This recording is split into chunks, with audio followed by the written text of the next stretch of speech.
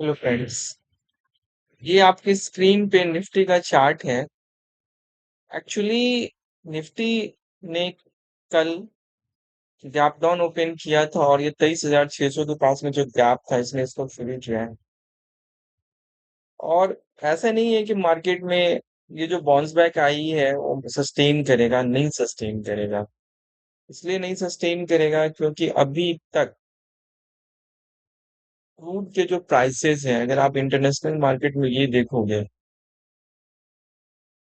तो क्रूड के प्राइस 94 से आए हैं $89। यहाँ पे ये क्या है, बाइंग का अपॉर्चुनिटी है क्रूड में। टिल टाइम तक, जब तक युद्ध खत्म नहीं होता है तब तक मार्केट में आप क्रूड में जब भी आपको गिरावट मिलता है तो आप उसको बाई करिए। इसलिए क्योंकि अगर आप वन डे के चार्ट पे देखोगे तो क्रूड जो है वो आपके $85 के ऊपर सस्टेन कर रहे हैं। तो इसका पहला टारगेट जो बनेगा वो $100 का बनेगा, फिर दूसरा टारगेट 110 का बनेगा, फिर 120 का बनेगा। और जब भी ये ब्रीच करता है तो यहाँ पे इसने अपने जो डिमांड जोन है, इस जोन के आसपास ये आता है। ब्रीच करने के बाद में एक बार मार्केट इस जोन में आता है तो यहाँ पे हमें क्या करना है, बाइंग करना है। और हमारा स्टॉप लॉस जो होगा, तो स्टॉप लॉस इसका होगा, मतलब $88 का आप स्टॉप लॉस लगा करके इसको आप बाइंग करेंगे। इसका पहला टारगेट जो होगा वो 100 का है। अब अगर क्रूड 100 के पास जाएगा तो इसका मतलब यह है कि निफ्टी जो है वो आपका 23,000 चला जाएगा। इसलिए क्योंकि ऑब्वियसली इंडिया जो है वो क्रूड क्या करता है, इंपोर्ट करता है।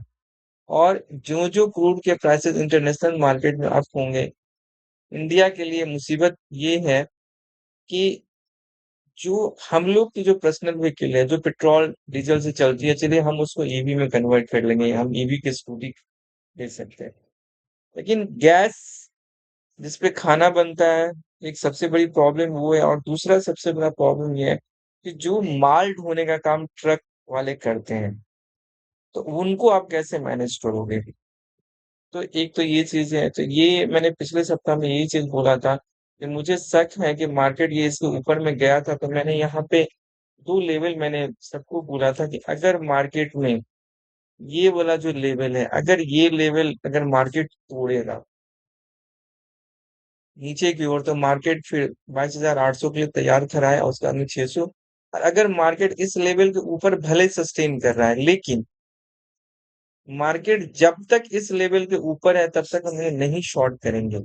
इसलिए क्योंकि भले ही वो एक ही दिन के लिए हो, दो ही दिन के लिए हो, चूंकि एचडीएफसी बैंक और आईसीआईसी बैंक का रिजल्ट आना था, तो मुझे इस बात का डर था कि मार्केट ब्रेकआउट करेगा और उसको हो सकता है कि यहाँ तक चला जाए, उसके बाद में मार्केट रिवर्स करे।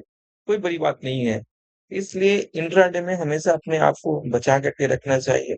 और मैंने कल ये दोनों कॉल मैंने दिए थे, बाइंग के लिए भी दिए थे और सेलिंग के लिए भी दिए थे।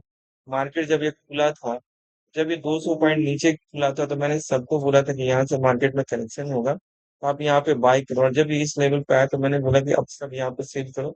और यहाँ पे आकर के मैंने सबको बोला कि आप प्रॉफिट बुक कर लो एक बार और मार्केट को बाउंस बैक करने दो। मार्केट बाउंस बैक करके इस रेंज में आया है। अब मुझे ऐसा लगता है कि कल फ्राइडे को यूएस मार्केट तेजी में बंद हुआ है। ठीक है, यूएस की तेजी का रीजन जो भी हो, बट यूएस जो है ना, क्रूड इंपोर्ट नहीं करता है, वो क्रूड एक्सपोर्ट करता है। तो हो सकता है कि मार्केट एक बार इस रेंज तक आने की कोशिश करे, सबका स्टॉप लॉस उड़ाने के लिए। 23,880 तक का ये है। तो आप आराम से बैठिए, मार्केट यहाँ पे फ्लैग बनाएगा और जब वो फ्लैग का ब्रीच करेगा तो फिर आप आराम से सेल करेंगे। तब तक आप आराम से बैठे, यहाँ का पहला टारगेट हमारा अचीव हो चुका है। अब ये तो निफ्टी की बात हम कर रहे थे। अब यहाँ पे मैं कुछ स्टॉक्स की बात करूंगा। अभी चूंकि मार्केट बियरिश है तो आपको बियरिश ही काम करना है।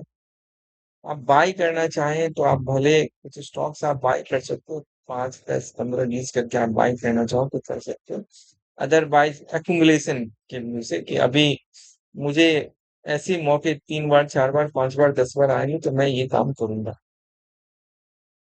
दूसरा चीज ये है कि अभी महिंद्रा एंड महिंद्रा का रिजल्ट आना बाकी है। अभी आने वाले टाइम में महिंद्रा एंड महिंद्रा का रिजल्ट आना है। तो अभी इसमें भी एक प्रॉफिट बुकिंग हो सकती है और ये भी हो सकता है कि रिजल्ट आने के टाइम में ये बाउंस करे या मार्केट इसी रेंज में रहे। क्योंकि ये मार्केट का कप एंड हैंडल पैटर्न बना हुआ है, तो हो सकता है ये ब्रेक करके यहाँ तक जाए, रिजल्ट इसके अच्छे आए। आप इस पे नजर रख सकते हो, जैसे टीवीएस मोटर का आपने देखा, रिजल्ट उसके बहुत अच्छे आने थे, ये मुझे पता। तो उसके रिजल्ट अच्छे आए, उसने यहाँ पे आप देखोगे एक ही दिन में ब्रेकआउट किया, लगातार फॉलोइंग, उसके बाद में यहाँ तक गया, बट उसके बाद में उसमें भी रिवर्सल आएंगे।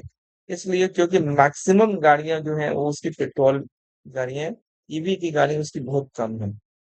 तो ऑटोमेटिक ऐसा नहीं है कि इसको प्रॉब्लम नहीं है, इसको भी प्रॉब्लम है। आप उसके अलावा अगर देखना चाहते हैं तो ऐसे स्टॉक्स को देखें जो कमजोर बिहेव कर रहे हैं इस मार्केट में। तो आप देखना चाहो तो इसमें मैं आपको दिखाता हूँ।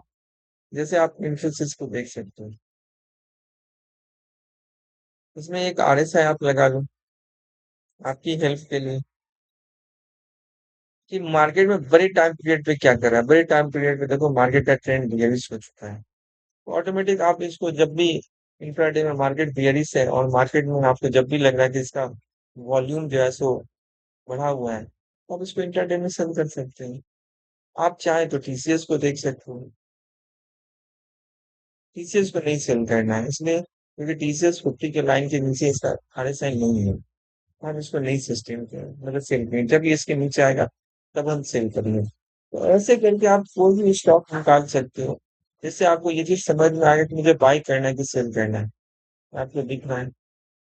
अगर आपको ये वीडियो पसंद आए तो आप इसको लाइक करें, सब्सक्राइब करें। और थोड़ी समय की व्यस्तता रहती है, इस कारण से इंट्राडे में मैं वीडियो नहीं बना पाता हूँ, इसके लिए मैं माफी चाहता हूँ। That's all, thank you.